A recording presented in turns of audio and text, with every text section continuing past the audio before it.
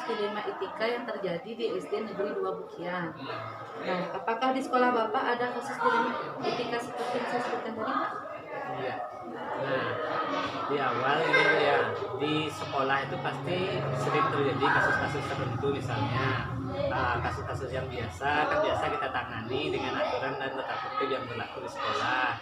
Misalnya kan muncul nilai benar dan salahnya gampang kita putuskan.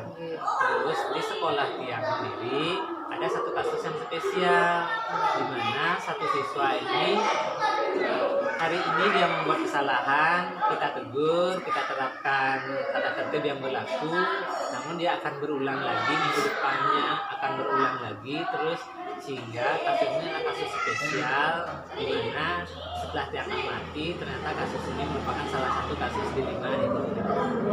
Pak ya, ada kasus spesial. Kasus itu seperti apa ya Pak ya?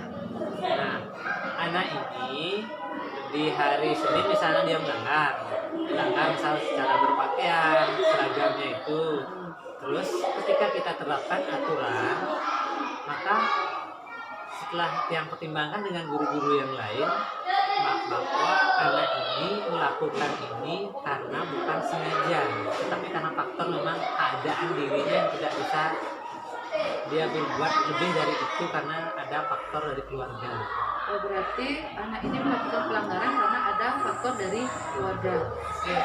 Nah, bagaimana Bapak menjalankan pengambilan keputusan di sekolah Bapak, terutama untuk kasus spesial ini? Nah, apabila ada dua kepentingan yang sama-sama benar atau sama-sama mengandung nilai kebijakan. Ya, pertama, yang mengambil keputusan untuk kebijakan pasti berdasarkan pertimbangan tiang dengan rekan-rekan guru, dengan rekan-rekan anggota masyarakat sekolah.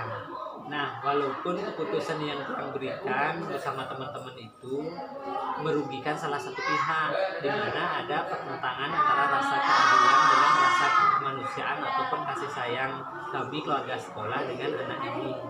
Seperti itu Pak ya, berarti Bapak mengambil keputusan spesial untuk ini ya, seperti ya. Nah, langkah-langkah atau prosedur yang seperti apa yang Bapak lakukan selama ini?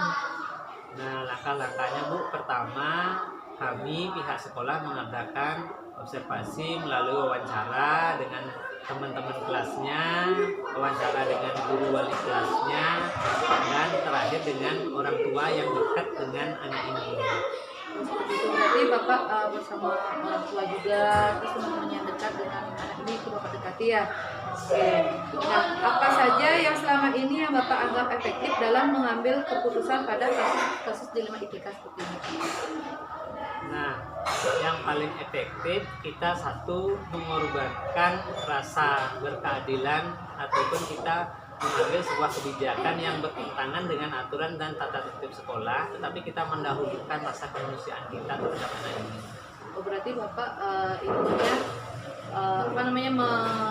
menomorduakan dulu aturan di sekolah. Bapak lebih mementingkan untuk rasa kemanusiaan untuk anak tersebut ya. Oke. Terus hal-hal apa saja yang selama ini yang menjadi tantangan Bapak dalam mengambil keputusan pada kasus dilema etika seperti ini, Pak?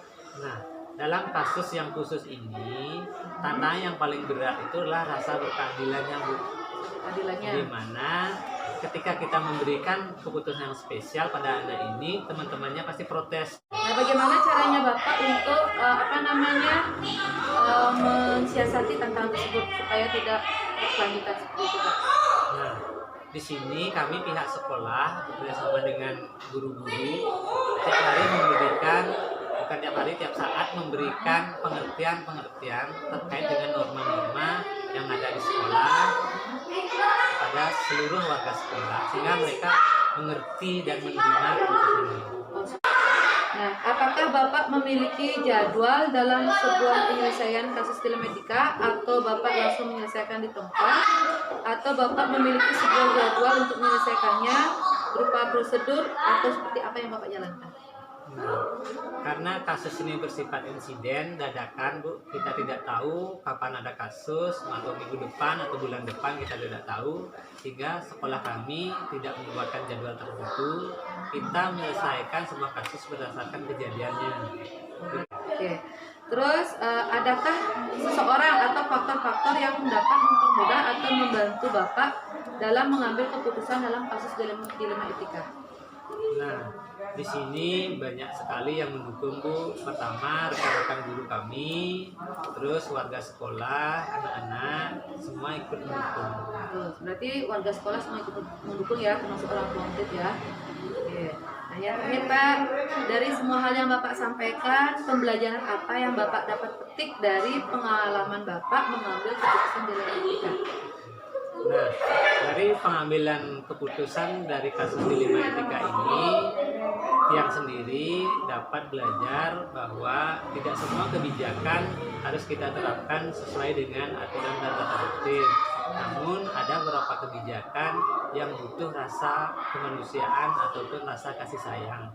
Seperti itu Pak ya, berarti intinya tidak semua hal harus kita patenkan dengan peraturan, berarti bersifat fleksibel ya peraturannya ya, karena setiap kasus dilema etika itu kita memiliki berbagai macam prosedur untuk menyelesaikannya.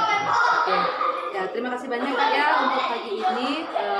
Mudah-mudahan kedepannya tidak ada lagi kasus dilema etika di sekolah Bapak. Ini Kak, saya ucapkan terima kasih banyak Pak, terima kasih waktunya. Selamat pagi Pak Gede. Pagi. Mohon maaf nih saya mengganggu. Bisa saya minta waktunya sebentar Bapak? Boleh. Oke, gini Pak. Hari ini saya ingin mewawancarai Bapak masalah kasus-kasus dilema etika yang terjadi di sekolah Bapak. Apakah ada kasus-kasus seperti itu di sekolah Bapak ya? Selama 1 tahun ini saya bertugas di sana, ada beberapa sih kasus-kasus yang pernah saya temui di sekolah, misalnya seperti guru-guru yang tidak sesuai dengan tata tertib sekolah untuk kehadiran sekolah. Oke.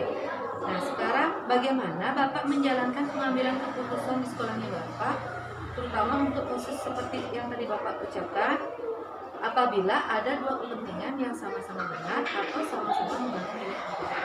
Tadi Bapak bilang kan ada yang datangnya terlambat. Bagaimana Bapak menjalankan pengambilan keputusannya itu?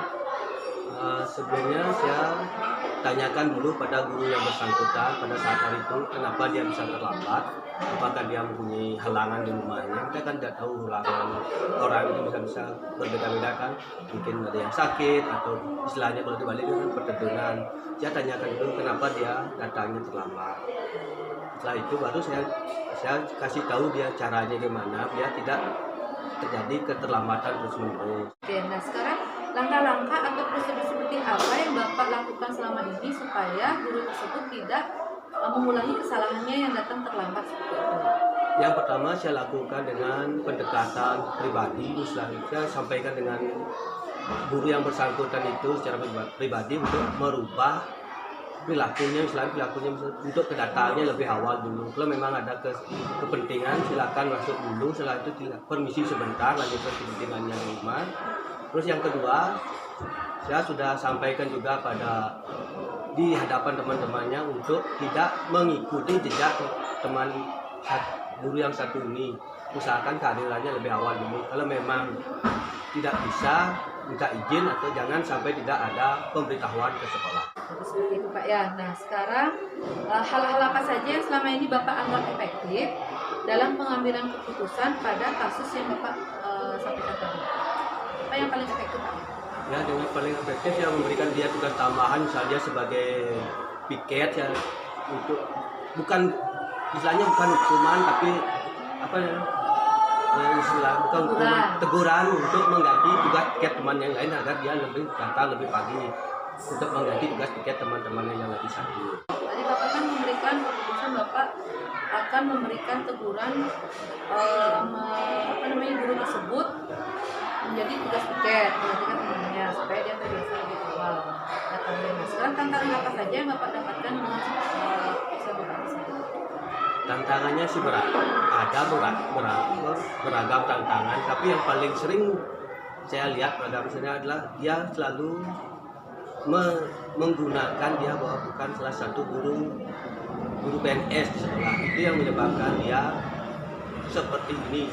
Dan saya sudah mengasih tahu dia atau memberi arahan, walaupun kita bukan statusnya PNS, tapi kita sudah berani berkecimpung di dunia sekolah. Demi anak-anak, marilah kita berusaha bersama-sama untuk memajukan anak-anak kita yang di sekolah ini.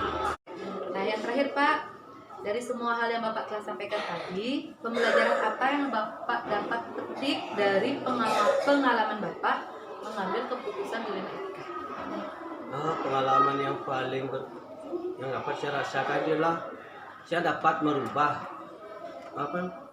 paradigma atau pemikiran guru-guru yang lain itu, bahwa tidak saja seorang PNS atau SN yang harus datang pagi. Siapapun yang sudah berkecimpung dan masuk di dalam sekolah di buah-buahan harus mau mengikuti tata tertib yang sudah berlaku. Nah, terima kasih banyak Bapak ya. Mudah-mudahan dengan kita wawancara ini Bapak juga bisa menyelesaikan kasus-kasus dilema etika lainnya, karena Bapak tadi menyebutkan ada banyak juga. Mudah-mudahan kedepannya tidak ada lagi kasus-kasus yang dilema etika di sekolah Bapak. Nah, akhir kata saya ucapkan